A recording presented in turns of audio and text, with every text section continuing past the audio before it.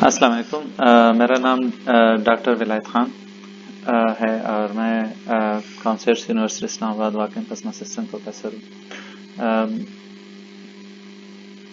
पिछले लेक्चर से मैं आगे कंटिन्यू करूँगा। मैं क्विक समरी दे दूँ कि अभी तक हम क्या पढ़ चुके हैं। तो ये एक फाइल है जिसमें हम एनुमरेटेड डेटा टाइप्स डे से हमने आगाज़ किया था और फिर आगे हमने इसके ऊपर एक फंक्शन डिफाइन किया था, कुछ सिंपल लेमास, फिर बूलियन नंबर्स, उसके ऊपर बहुत सारे फंक्शंस और एंड नेगेट हमने डिफाइन किए थे। कुछ notations red green and blue colour हमने डिफाइन किया था और फिर आगे नेचुरल नंबर्स और नेचुरल नंबर के ऊपर बहुत सारे टाइप्स, फंक्शन और commutative and associated property, multiplication, less than boolean, equality and natural number, simple basic lemmas, and भी कम्यूटेटिव प्रॉपर्टी हमारा आखिरी थ्योरम था जो कि लास्ट लेक्चर में मैंने इसको प्रूव किया था। तो अब एक जनरल लेमा जिसमें इम्प्लीकेशंस इंक्लूड करते हैं। Theorem negation fn applied twice, ये एक लेमा है। और okay, so the statement of this lemma is written here: for all f has the type, it's a function type, from bool to bool,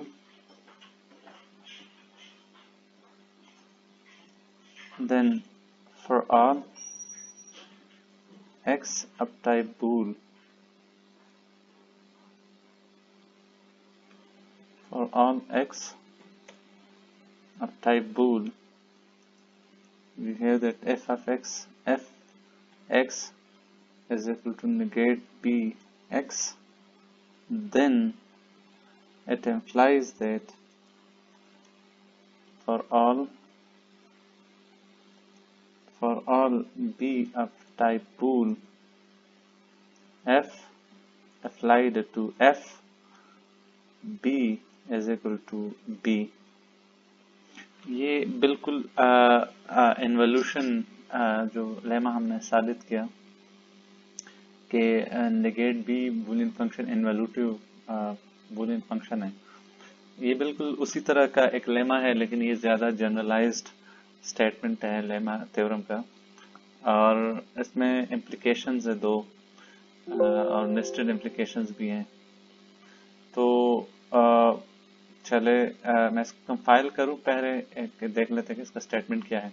अच्छा, तो इसका statement कह रहा है कि अगर हमारे पास f एक फंक्शन है फ्रॉम बूल टू बूल, ये फंक्शन टाइप है, इसको ऐसे लिखा जाता है और पढ़ा ऐसे जाता है कि for all functions f from bool to bool, यानी ये एक ऐसा फंक्शन है f कि जो बूल डेटा टाइप का एक वैल्यू लेगा और रिटर्न बूल डेटा टाइप का एक वैल्यू रिटर्न करेगा।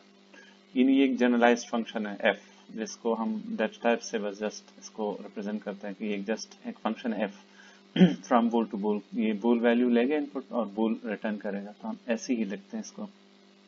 अगर किसी ऐसे फंक्शन को हम डिफाइन करना चाहते हैं जिसके दो आर्गुमेंट्स हैं, तो फिर बूल एरो बूल मीन्स कि वो बाइनरी फंक्शन होगा, फिर दो उसके आर्गुमेंट्स होंगे और आखिरी एरो के बाद जो आउटपुट है वो हमारे पास इस फंक्शन का आउटपुट है। और ये जो दो पहले दो एन आर्गुमेंट्स है, ये असल में इनके आर्गुमेंट्स है, जो दो पहले टाइप्स होंगे in case of two arrows. लेकिन यहाँ पर चूंकि एक ही एरो है तो इसका मतलब है ये बूल इनपुट है और ये बूल आउटपुट है, एक ऐसा फंक्शन अगर हमारे पास है f। और फिर हम कहते हैं कि for all x of type बूल, अगर हम उसी f को बूल वेरिएबल को अप्लाई करें और ये नेगेट b x के बराबर हो, यानी अगर हम x को f भी अप्लाई करें और नेगेट b भी अप्लाई करें, दोनों का रिजल्ट एक जैसे हो, तो फिर for all b of type बूल, अगर हम इसी f को जिसकी शक्ल नेगेट b जैसी है, मतलब जिसका फंक्शन नेगेट बी जैसा है, अगर हम इसको 2 मरतबा अप्लाई करें बी जो बूल वेरिएबल है, तो हमारे पास रिजल्ट बूल होगा, वही बी वेरिएबल होगा। तो यहाँ पर हम पहले एप को बताते हैं कि एप का डेटा टाइप क्या है, यानी एप क्या करता है, मतलब इसका जो इनके जो आर्गुमेंट्स या आर्गुमेंट का टाइप क्या है और रिटर्न टाइप क्या है। फिर हम कहते हैं दूसरी लाइन में कि एफ जो फंक्शन है ये बिल्कुल इस एक्स के साथ वही करता है जो नेगेट बी करता है। तो इसका मतलब है कि एफ नेगेट बी है असल में। तो अब हम एफ को बी के अगेंस्ट 2 मरतबा अप्लाई करें, नहीं इसका मतलब है कि नेगेट बी को अगर हम 2 मरतबा अप्लाई करें तो रिजल्ट वही आता है, जो कि असल में हमारे पास यहाँ पर इनवैल्यूटिव लेमा में थ्योरम में हम ऑलरेडी साबित कर चुके हैं। ओके, सो हमारे पास यहाँ इस थ्योरम का स्टेटमेंट कंपैरेटिवली ज्यादा कॉम्प्लिकेटेड है। तो प्रूफ मोड में चले जाएंगे और यहाँ पर हमारे पास बहुत 2 इम्प्लीकेशंस हैं। एक तो f एक फंक्शन है, x एक वेरिएबल है, b एक वेरिएबल है और 2 एरोज हैं, बल्कि एक एरो है असल में, ये एक एरो है। इस एरो के लेफ्ट हैंड साइड पर ये एक हाइपोथेसिस है और ये हमारे पास f एक वेरिएबल है जो कि फंक्शन वेरिएबल है, और फिर हमारे पास कंक्लूजन में एक वेरिएबल है। तो हमारे पास ये f को भी ऊपर होना चाहिए वेरिएबल, इस हाइपोथेसिस को भी ऊपर होना चाहिए और इस b को भी ऊपर होना चाहिए। तो हम एंट्रोज को यूज करके हम इन सारे वेरिएबल्स और हाइपोथेसिस के ऊपर लेके जा सकते हैं, एंट्रोज। ओके, सो हमारे पास f एक फंक्शन है, फंक्शन वेरिएबल है और जिसका टाइप फ्रॉम बूल टू बूल है।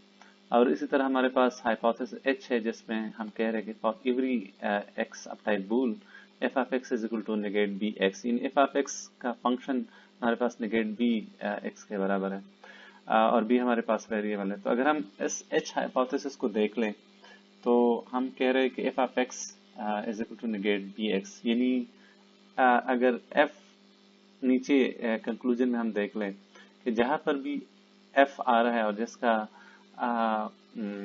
इनपुट आर्गुमेंट ऑफ टाइप बूल है, तो उसको हम नेगेट बी उसी वेरिएबल से हम रिप्लेस कर सकते हैं। यानी आसान अल्फाज में हम एफ बी को रिप्लेस कर सकते हैं नेग बी बी। यहाँ पर जस्ट वेरिएबल्स डिफरेंट है, लेकिन बात वही है, क्योंकि फॉर ऑल एक्स इसका मतलब है कि एक्स की किसी भी वैल्यू के लिए है, तो डजेंट मैटर हम इस बी हो या एक्स हो, जो भी वेरिएबल हो, तो ये बिल्कुल हम इसको रिराइट कर सकते हैं। यानी इसका मतलब है कि एफ एक्स यहाँ है एफ वी के ये बिल्कुल बराबर है, क्योंकि फॉर ऑल एक्स एक्स की किसी भी वैल्यू के लिए है। तो यहाँ पर अगर बी भी हो तो फंक्शनैलिटी ये जो हाइपोथेसिस है ये फॉर ऑल एक्स है, एक्स की किसी भी वैल्यू के लिए है। तो ये चूंकि जनरलाइज्ड हाइपोथेसिस है हमारे पास, so this allows us to replace f of b with neg b of b, just variables different लेकिन बाकी एक जैसे हैं, सही। तो हम इसको rewrite कर सकते हैं। let me do that। हम इस तरह मैं करता हूँ कि मैं लेफ्ट टू राइट में rewrite करना चाहता हूँ, ये लेफ्ट से मैं उठाऊंगा और राइट से रिप्लेस करूंगा। सो लेफ्ट टू राइट में rewrite करना चाहता हूँ। let me try that। rewrite from left to right. मैं एरो इस्तेमाल ना भी करूँ तो ठीक है, क्योंकि by default left to right होता है। So rewrite H, what it should does, it should replace F of B with negate B B, यानी इस एक्स की जगह इधर बी होगा, क्योंकि इधर कंक्लूजन में बी है तो इधर भी बी आ जाएगा, बाकी स्ट्रक्चर एक जैसे हैं, सही। Okay, so it replaces the outside F. मैं पहले एक्सपेक्ट कर रहा था कि इसको पहले वो रीराइट करेगा, लेकिन ये असल में जो एक्सटर्नल एफ है इसको ये रीराइट कर रहा है। सो व्हाट इट डज के F followed by something is replaced with neg B followed by something. तो ये इसी के ऊपर रीराइट कर रहा है।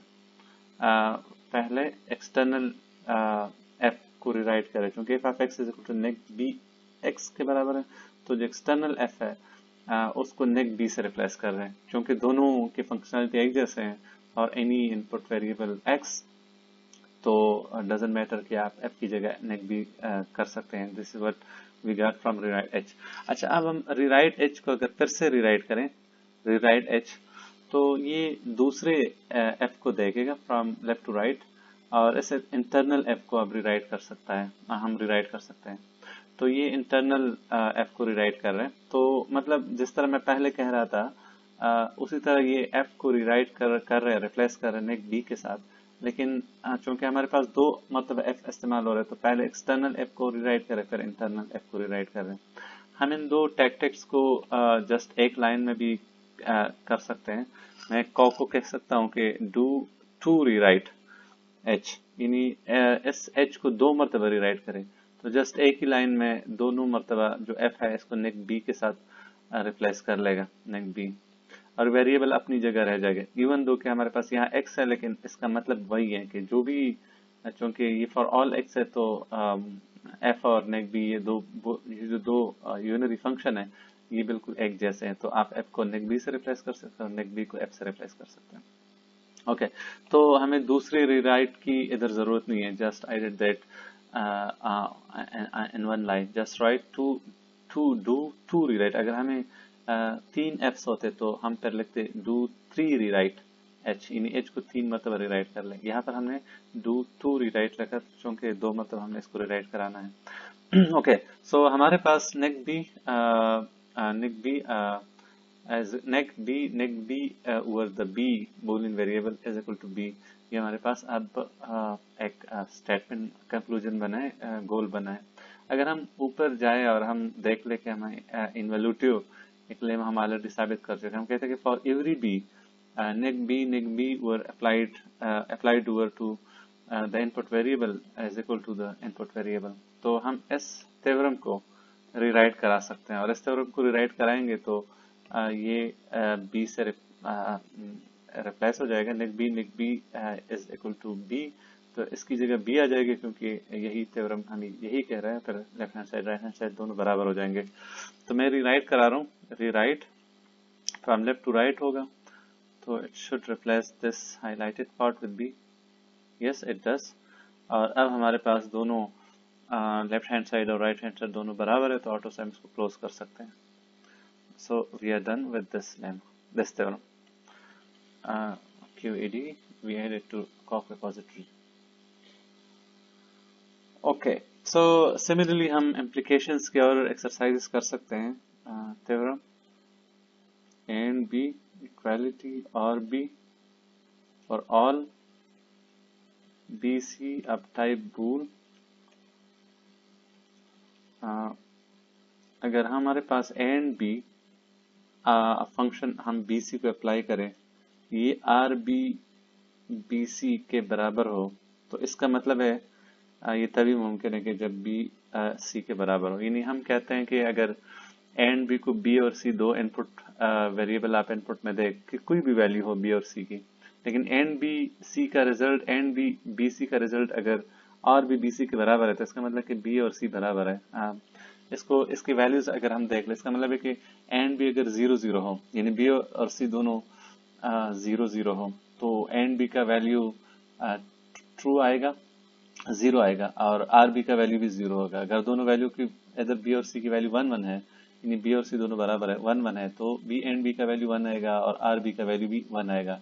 तो ये जब ये रिलेशन सेटिस्फाई हो रहा हो, तो इसका मतलब है कि बी और सी दोनों आपस में बराबर हैं, बी और सी की वैल्यू एक जैसे हैं।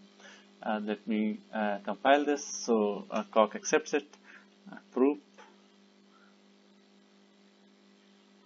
और हम अब देख सकते हैं कि हमारे पास हम इंट्रोड्यूस करें जो दो वेरिएबल्स है और एक हमारे पास इम्प्लीकेशन है, तो ये दोनों ऊपर चले जाएंगे। अब हमारे पास ये साबित करना है, गिवन दिस, अगर ये हाइपोथेसिस गिवन है तो हमने ये साबित करना है कि बी और सी दोनों बराबर है।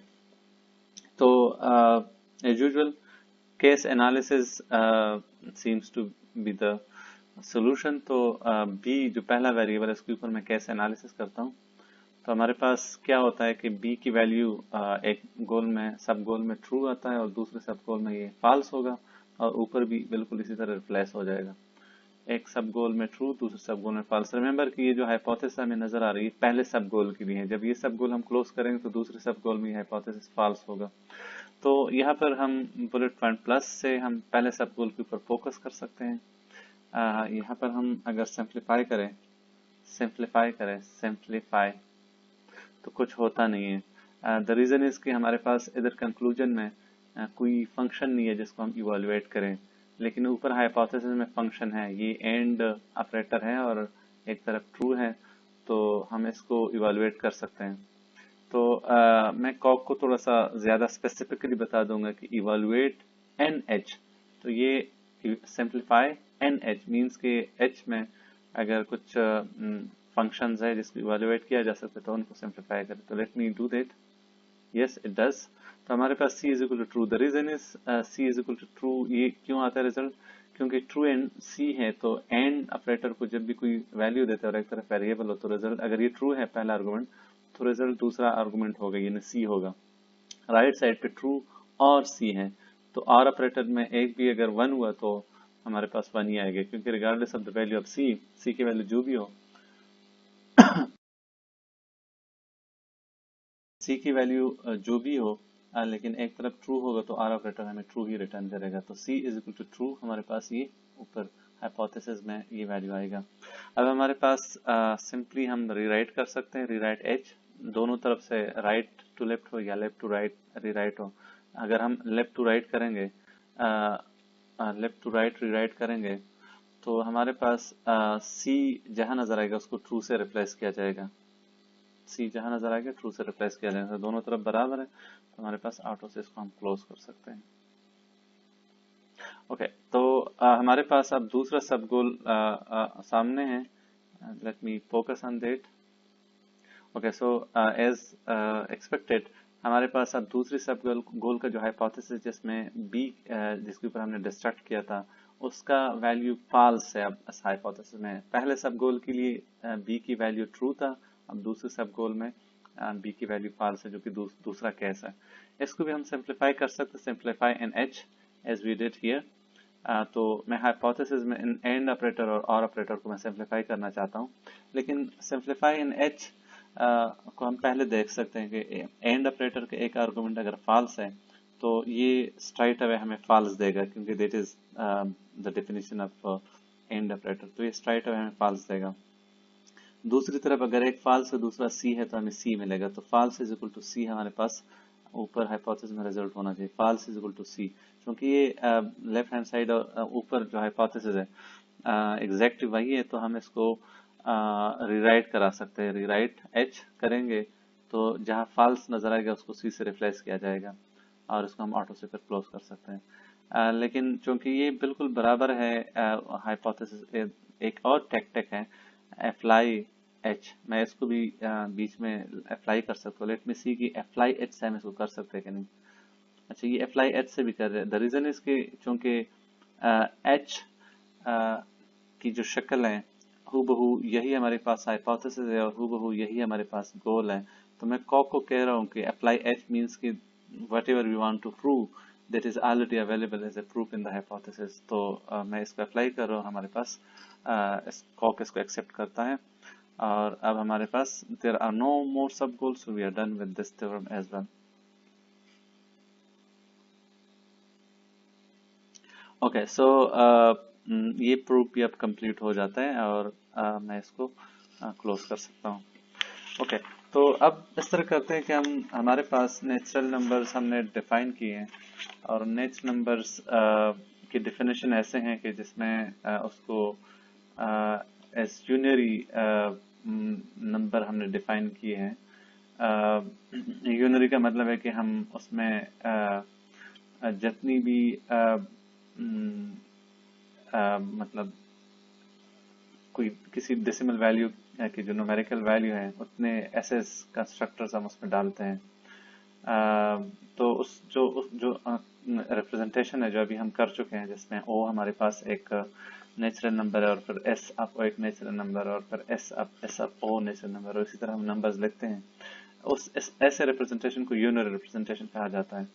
तो जो यूनरी रिप्रेजेंटेशन है इसके बजाय हम बाइनरी रिप्रेजेंटेशन भी बना सकते हैं जो कि ज़्यादा एफिशिएंट है और ज़्यादा कम्पैक्ट है। फॉर एग्जांपल हम अगर 8 लिखेंगे तो 8 को यूनरी रिप्रेजेंटेशन में 8 एसेस होने चाहिए, तो इसको लिखना ज़्यादा लंबा है। लेकिन इसके मुकाबले में अगर हम 8 को एज ए बाइनरी लिख दें तो हम जिस तरह बाइनरी में 1 0 0 0 लिखते हैं, तो बिल्कुल इसी तरह हम इसको अगर रिप्रेजेंट करें तो ये ज़्यादा मुनासिब होगा। इसको ज़्यादा आसानी के साथ मैनिपुलेट किया जा सकता है। तो हमारे पास नेचुरल नंबर्स की जो एग्जिस्टिंग डेफिनेशन है वो यूनिरी रिप्रेजेंटेशन है, और हम इसकी इक्विवेलेंट एक बाइनरी रिप्रेजेंटेशन भी बना सकते हैं। तो दोनों को कंपेयर करने के लिए मैं इनके जस्ट एक दो एग्जांपल देता हूँ कि यूनरी और बाइनरी रिप्रेजेंटेशन हम डेसिमल नंबर्स की कैसे करते हैं।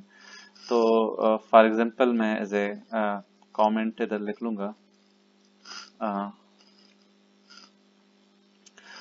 फॉर एग्जांपल हमारे पास जो डेसिमल वैल्यूज है, डेसिमल वैल्यू फॉर एग्जांपल है, और इस हर डेसिमल का एक बाइनरी रिप्रेजेंटेशन हमारे मैं एग्जांपल में देता हूँ, और फिर हमारे पास यूनिरी रिप्रेजेंटेशन है। तो डेसिमल रिप्रेजेंटेशन जैसे सपोज हमारे पास 0 है, 0, तो यूनरी में जो कि एग्जिस्टिंग नेट डेटा टाइप जो हमने डिफाइन किया था दैट इज यूनरी रिप्रेजेंटेशन, तो 0 के लिए हम O लिखते हैं, और इसी तरह 1 के लिए हम लिखते हैं SFO या SO हम लिखते हैं। तो हमारे पास अगर हम बाइनरी में लिखते तो O को हम 0 जस्ट लिखते हैं, और इस 0 को रिप्रेजेंट करने के लिए हम Z लगाएंगे।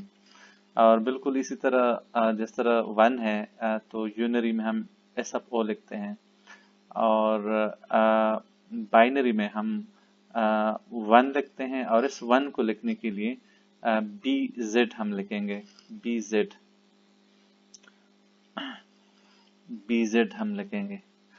ओके, और बिल्कुल इसी तरह हमारे पास जब 2 डेसिमल नंबर होगा तो बाइनरी में हम लिखेंगे 1 0, लेकिन इस 1 0 को उलट लिखेंगे, यानी 0 1, बिल्कुल इसी अंदाज में लिखेंगे 0 1। तो 0 के लिए हम A लिखेंगे, और 1 के लिए BZ हम लिखेंगे। जिस तरह हमने इधर BZ को 1 के लिए BZ लिखा, और इसको हम जस्ट Z अगर हो तो उसको हम Z से रिप्रेजेंट करते हैं, 0 को Z से रिप्रेजेंट करते हैं। So this is 1 0, A stands for 0 and BZ stands for 1, so 1 0 इसको हम उलट लिखते हैं, क्योंकि इससे रिप्रेजेंटेशन थोड़ी सी आसान हो जाती है। समझना, इंटरप्रेट करना थोड़ा सा मुश्किल है, लेकिन कॉक में इसको मैनिपुलेट करना खुद आसान है।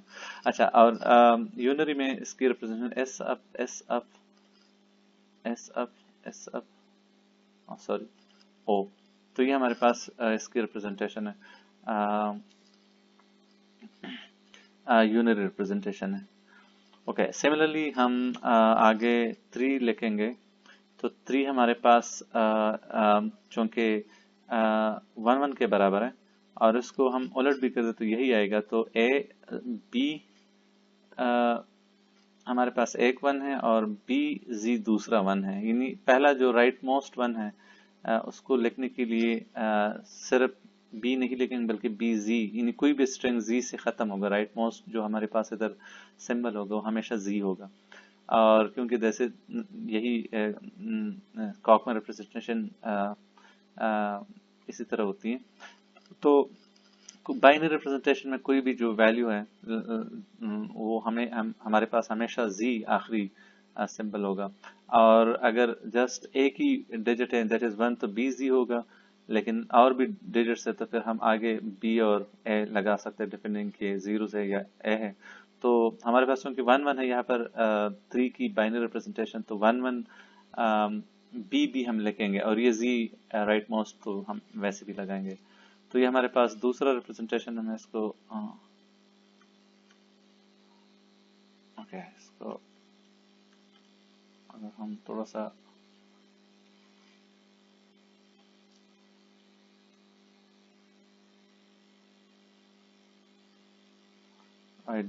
इसकी एडेंटेशन ठीक कर ले तो ज्यादा मुनासिब होगा।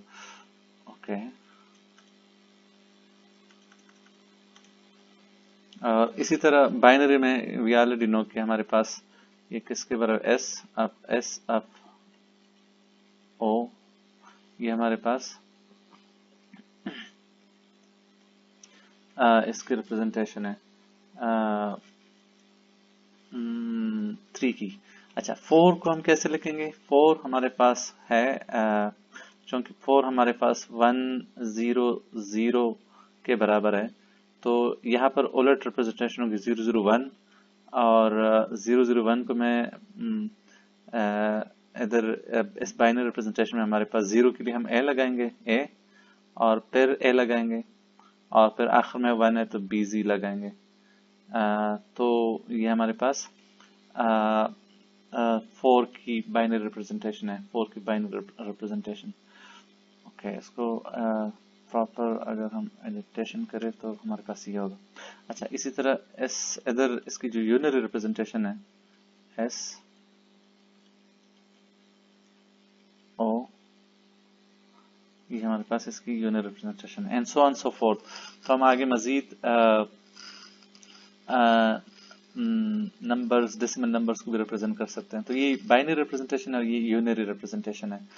तो अगर हमारे पास नेचुरल नंबर्स को बाइनरी तरीके से हमने रिप्रेजेंट अगर करनी है, बाइनरी रिप्रेजेंटेशन अगर बनानी है, तो जिस तरह हमने यूनिटरी रिप्रेजेंटेशन के लिए नेट डेटा टाइप बनाया था और उसका पहला कंस्ट्रक्टर ओ था, दूसरा कंस्ट्रक्टर हमारे पास समथिंग था, एंड और वही जो रिप्रेजेंटेशन थी या वही जो डेटा टाइप तो हमारे ये यूनिटरी रिप्रेजेंटेशन अब नेचुरल नंबर्स दे रहा है।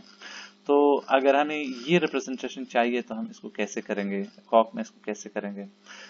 तो चले डिफाइन करते हैं, डेटा टाइप डिफाइन करते हैं, और रिप्रेजेंटेशन को बाइनरी रिप्रेजेंटेशन कहते हैं। तो हम एक डेटा टाइप बनाते हैं इंडक्टिव बाइनरी, और ये टाइप है, यानी सॉर्ट टाइप है, and this is defined as, इसके 3 मेंबर्स होंगे Z, B and A।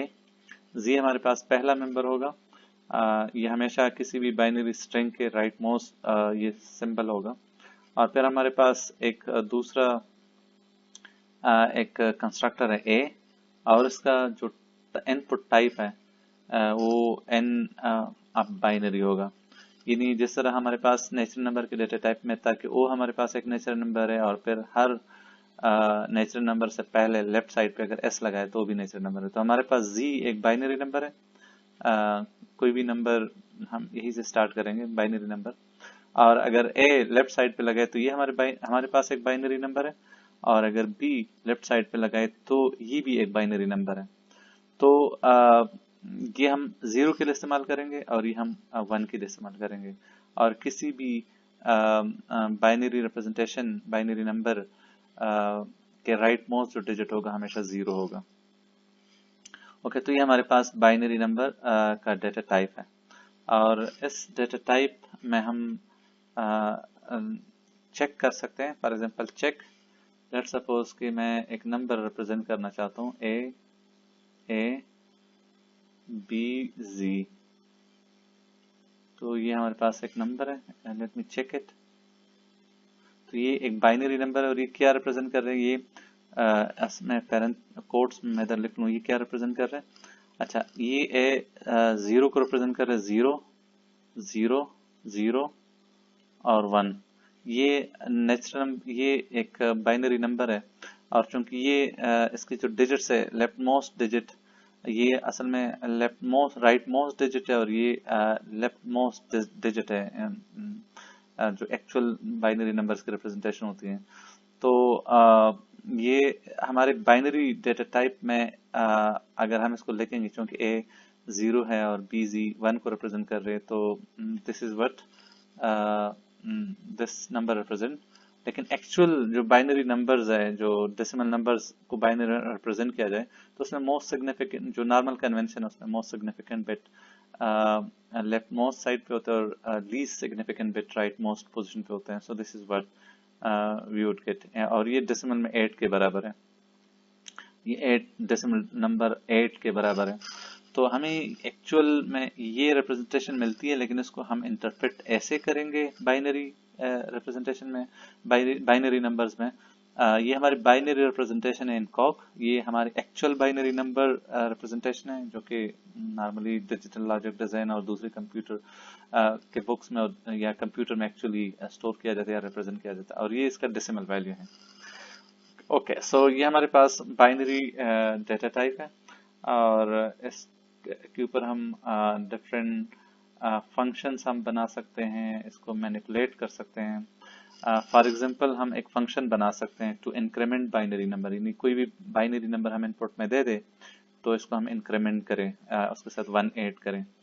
तो चले हम एक म्यूचुअल रिकर्सिव फंक्शन डिफाइन करते हैं, फिक्स पॉइंट, और इस फंक्शन का नाम है इंक्रीमेंट, और ये n एक बाइनरी नंबर इनपुट में ले रहा है और एक दूसरा बाइनरी नंबर आउटपुट में दे रहा है, यानी इसका इनपुट बाइनरी नंबर है और आउटपुट भी बाइनरी नंबर है। तो मैच n विथ, हम इस n के ऊपर जो बाइनरी नंबर है इसके ऊपर पैटर्न मैचिंग करेंगे। रिमेंबर दैट कि हम चूंकि n एक बाइनरी नंबर इसके ऊपर पैटर्न मैचिंग कर रहे हैं, तो n की 3 शक्लें होंगे, लेकिन कभी कभार हमारे पास ये जो n है, a followed by natural number होगा, b followed by natural number होगा, लेकिन कभी कभार हमें इस नेचुरल नंबर को भी अनफोल्ड करने की जरूरत होती है पैटर्न मैचिंग में। तो हम एक लेवल अंदर जाएंगे ताकि उसके लिए हम आउटपुट डिसाइड करें। तो लेट सपोज हमारे पास अगर जो n बाइनरी नंबर है, अगर ये z हुआ, तो हमारे पास इसके लिए चूंकि हम इंक्रीमेंट कर रहे हैं तो हम bz हमारे पास आउटपुट होना चाहिए, bz, तो ये हमारे पास आउटपुट होना चाहिए। यानी अगर बाइनरी नंबर जो इनिशियल जो बेसिक नंबर है z अगर वही है तो हमारे पास यानी 0 का जो इक्विवेलेंट बाइनरी रिप्रेजेंटेशन है, 0 डेसिमल नंबर का इक्विवेलेंट 0 बाइनरी रिप्रेजेंटेशन में अगर इनपुट आ जाए तो फिर हमारे पास bz आउटपुट में होगा।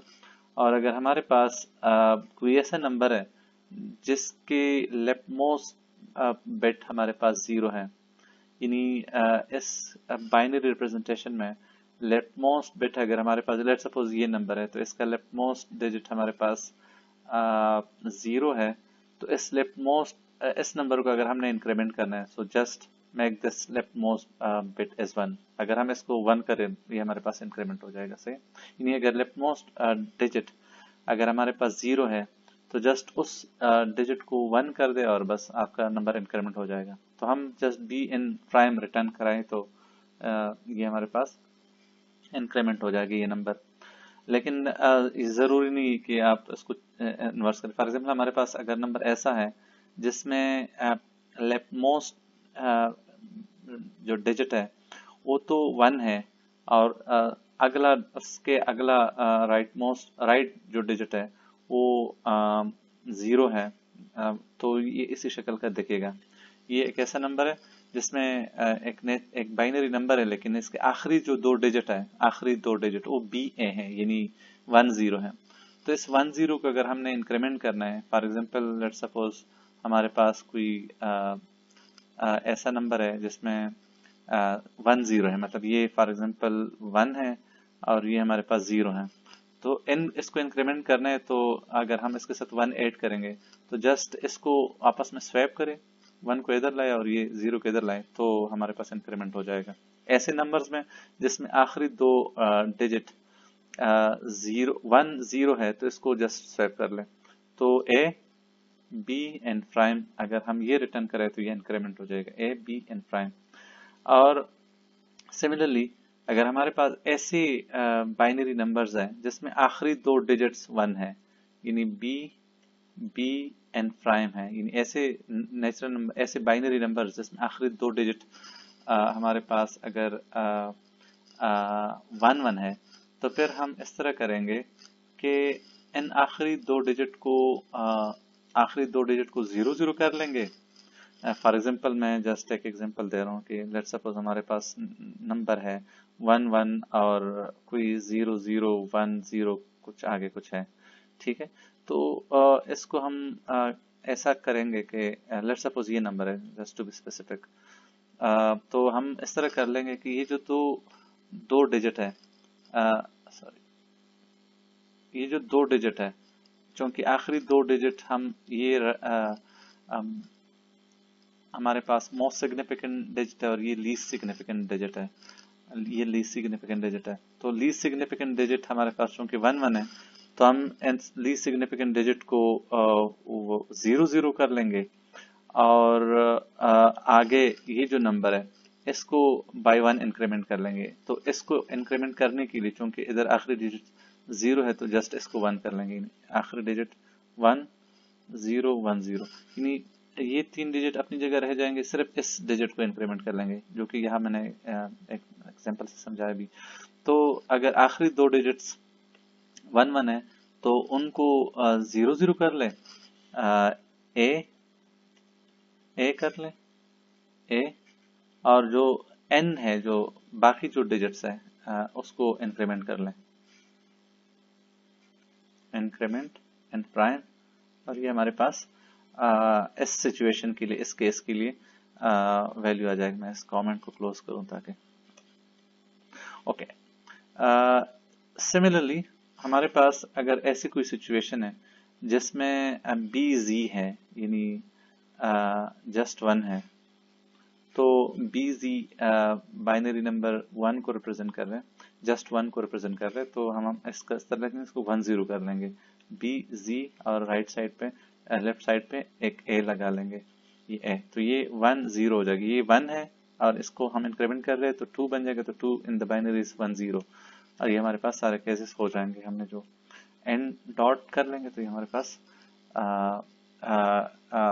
ये फंक्शन पैटर्न मैचिंग एंड हो जाएगा।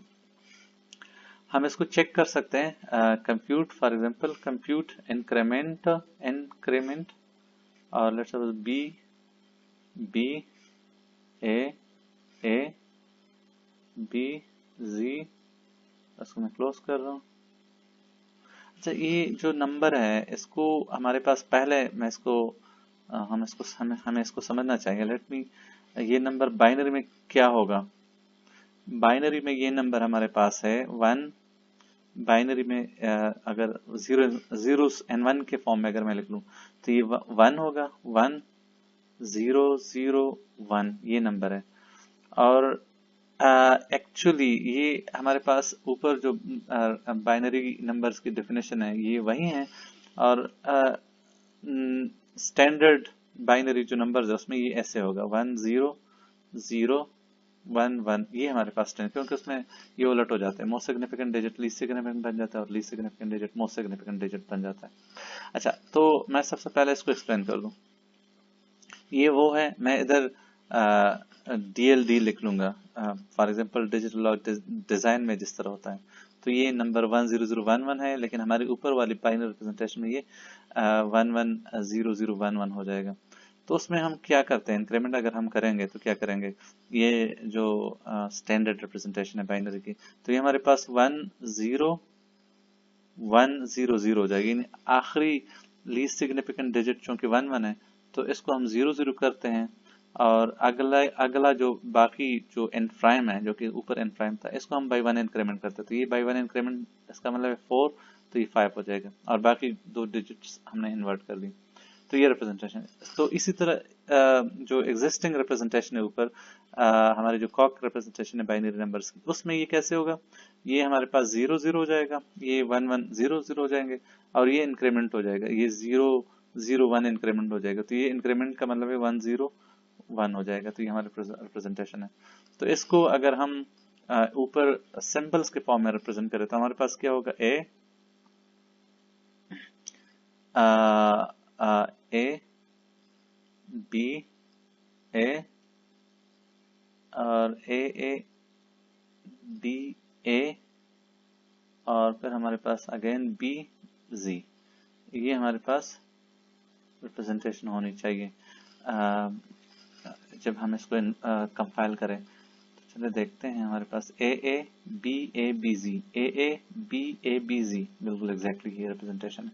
तो हमारे पास ये जो वैल्यू है, ये हमने ऊपर जो डेफिनेशन है हमारी बाइनरी रिप्रेजेंटेशन, उसमें ये एक वैल्यू रिप्रेजेंट कर रहे हैं, और ये उलट कर रहे हैं। इसमें लीस्ट सिग्निफिकेंट डिजिट हमारे पास लेफ्ट साइड पर होता है, most significant digit right side पर होता है। जो एक्चुअल स्टैंडर्ड रिप्रेजेंटेशन है कंप्यूटर्स में या बुक्स में, वो हमारे पास least significant digit right side पे होते हैं, most significant digit left side पर होता है। तो इसी नंबर, ये जो रिप्रेजेंटेशन है ये असल में बिट्स में ये नंबर रिप्रेजेंट कर रहे हैं, जब इसको हम इंक्रीमेंट करते तो ये बन जाता है, और सिंबल्स में ये रिप्रेजेंटेशन है। यही नंबर हमारे पास स्टैंडर्ड रिप्रेजेंटेशन या डिजिटल लॉजिक डिजाइन्स में जो रिप्रेजेंटेशन है वो यही है, जिसमें हमारे पास मोस्ट लीस्ट सिग्निफिकेंट डिजिट ये है और ये मोस्ट सिग्निफिकेंट डिजिट है। तो इसको जब हम इंक्रीमेंट करते हैं तो एज यूजुअल बाइनरी नंबर्स हम जैसा रिप्रेजेंट करते हैं तो ये नंबर हमारे पास बन जाएगा। तो ये एक एग्जांपल है, इसी तरह हम बहुत सारे और एग्जांपल्स लिख सकते हैं। और ये काफी बड़ा वैल्यू है, 5 बिट में है, तो इसको हम अगर न्यूमेरिकल वैल्यूज में अगर हम इसको रिप्रेजेंट करें तो हमारे पास ये 2 raised to power 0, 2 raised to power 1, 2 raised to power 2 ये हमें 4 देगा, 2 raised to power 0, 1, 2, 3, 4 और ये 16 देगा, और ये 4 दे रहा है, तो ये 20 बन रहा है। 20 हमारे पास ये डेसिमल सिस्टम में 20 अगर ये दे रहा है तो 20 को अगर आप सक्सेसर्स के फॉर्म में लिख लिए, यानी यूनिटरी रिप्रेजेंटेशन में लिख लें, तो यूनिटरी रिप्रेजेंटेशन में 20 एसएस और फिर ओ लिखेंगे, यानी मतलब अगर मैं लिखूं इसको तो हमारे पास कुछ ऐसे नजर आएगा। ये यूनिटरी रिप्रेजेंटेशन में ये वैल्यू जो ऊपर है ये हमारे पास s forward bye s forward bye s forward bye s 4, 5, 6, 7, 8, 9, 10, 11, 12, 13, 14, 15, 16, 17, 18, 19 और 20। मैं गिन लूं फिर से, मैं इधर स्पेसेस निकाल सकता हूँ just to make it more compact.